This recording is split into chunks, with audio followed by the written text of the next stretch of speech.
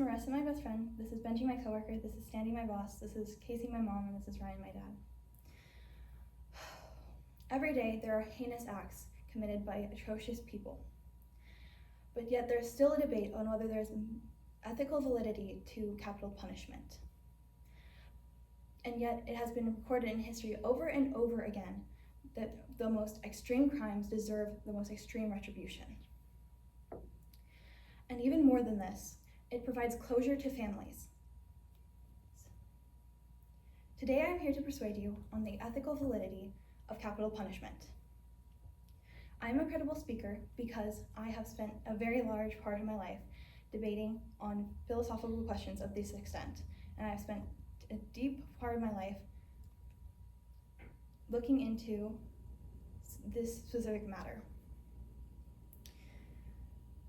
Today, I'm going to prove to you the ethical validity through the requirement of public safety, the religious standings of it, the human history, and the closure it brings to families and society. Today, I begin with the public standing, the public safety, commitment to safety, and how this is a major issue and concern for people all across the world. And according to AmericanProgress.org, improving public safety requires a comprehensive set of accountability and prevention strategies that seek to change behavior while addressing the conditions giving rise to. Additionally, according to StandTogether.org, it is past time to make communities safer by implementing innovative, evidence-based approaches to criminal justice that reduce crime, support law enforcement, and address social injustice, and hold individuals accountable for violating laws. And capital punishment is the punishment that allows these people to take accountability for their actions. The second of these reasons is the religious standings and support for this. In Christianity, according to the GospelCoalition.org, in a series of Christian written essays, my views have changed, and I now favor capital punishment, at least in principle, but only in extreme cases when no other punishment can satisfy the demands of justice, thus illustrating from the perspective of a Christian that if the crime constitutes the punishment, then it is more than applicable enough to use the death penalty. Furthermore, in Islam, according to penalreform.org, Sharia law is used in some countries as a reason to retain capital punishment. These are religious accounts of how it is acceptable and ethical to use capital punishment as a means of punishing these severe, sick, and twisted crimes that occur. And religion is often the basis of many moral and ethical opinions and thoughts and views. The third example I would like to share is the societal and familial closure that it provides.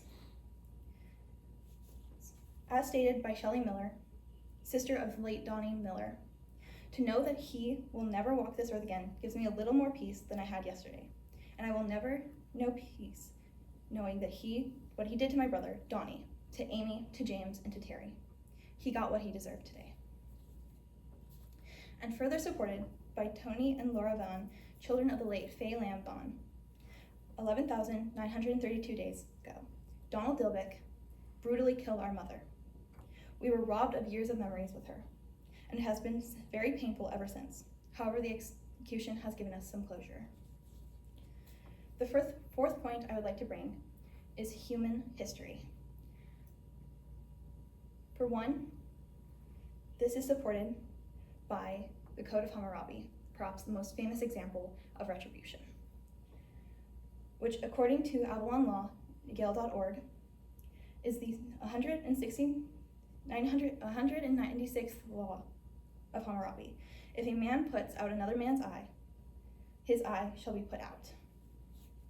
Furthermore, this idea is solidified by the Torah and Old Testament, which states in Exodus 21, 23, 27, 21 through 27, if any harm follows, then you shall give life for life, tooth for tooth, hand for hand, foot for foot, burn for burn, wound for wound, strife for strife. All in all, there are many reasons and examples of the validity of capital punishment.